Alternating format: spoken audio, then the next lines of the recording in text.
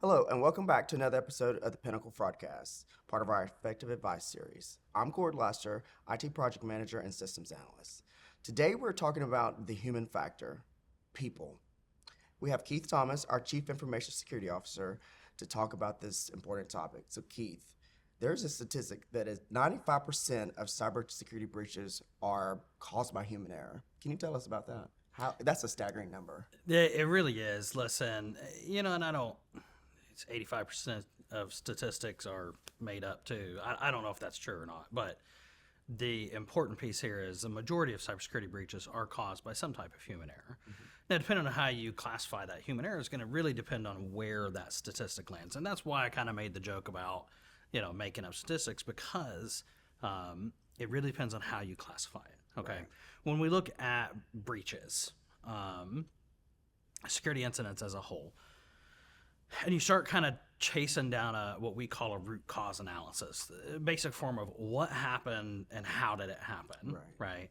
And we start going, okay, well, there was a vulnerability that a threat actor used to hack into the system.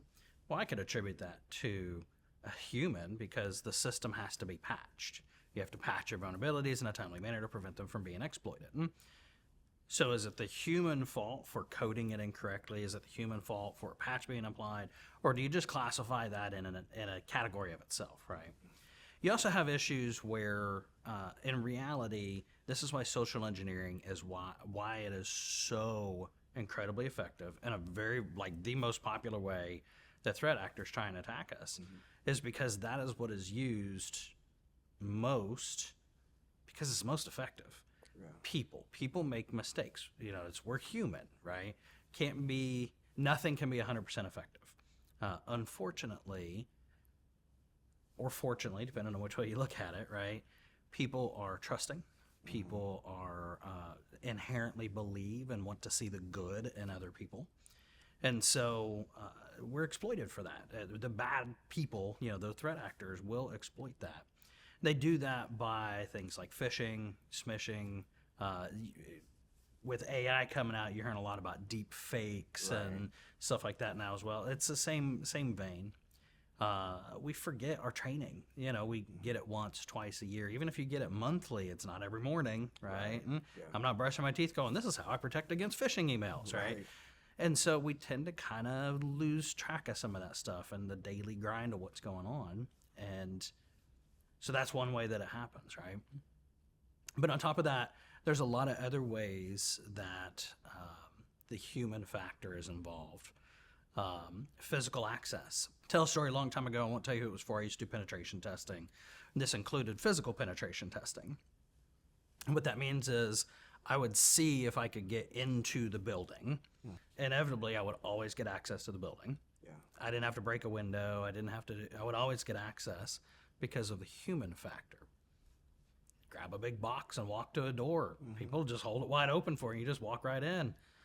Act like you know what you're doing. Act like you're supposed to be there, and people inherently will trust you. And many people, I'd venture to say most people, are also very, I guess the best way to put it is passive aggressive, like they non-confrontational. They don't want to hey, who are you? What are you doing here, right? And be like, and they may call somebody else, call security, what if the building doesn't have security? What happens then?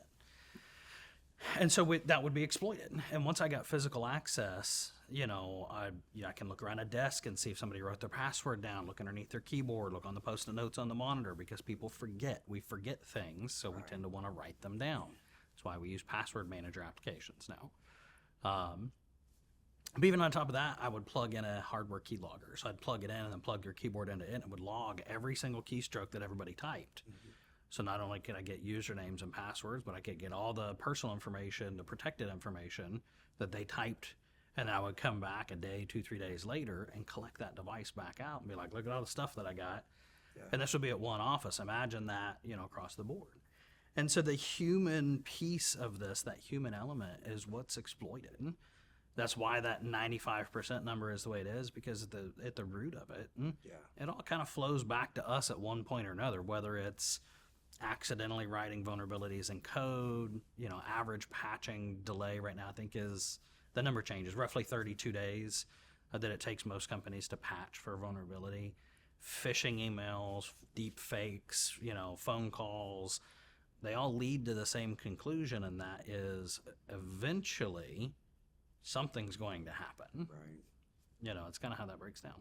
Nice. So what do you see as some of the most common things that some of your associates across the firm, that they are, some of the things that you see that they mess up with or cause any type of issues with? There's a lot of stuff out there. I talked about a couple of them just now. When you look at this, clicking on phishing emails, it happens. Everybody does it. That's why we have controls to help protect once people click. Giving out too much information, being trusting, whether it's on a phone call, etc. It's not uncommon now, unfortunately, for a lot of places to get those fake voice phone calls, whether it is, hey, I need to reset my, we've gotten these here at Pinnacle, which we've stopped them luckily, but hey, I'm so-and-so and I need to reset my password. Yeah. Doesn't matter, fill in the blank. The attackers will pick everybody from executives all the way down to, your financial advisor. They call in pretending to be them. And, our support desk associates, they don't know everybody in the firm. There's a lot of people here, and so we have other verification methods that we can use to make sure that we're not just working off of that phone call or that, voice when it comes in to help protect against it. Some of the things that people do here internally, and I'd venture to say is pretty common everywhere. When you're talking about, you're forgetting, I'm going to delay, I'm working on this report. I'll restart tomorrow to apply this patch. Don't wait. Apply it. Not using a password manager, for example.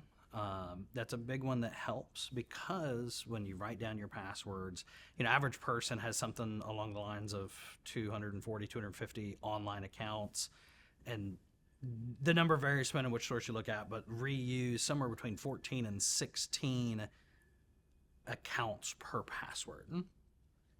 It's easy to remember. Oh, this is the password that I use with this email. Right. The other thing that people do is they oftentimes will just iterate a password. We always joke about password 1 being the, password everybody uses, right? Well, it's time to change my password. Okay, I'll just make it password 2, password 3, password 4. Super easy to guess as an attacker. Takes seconds, right?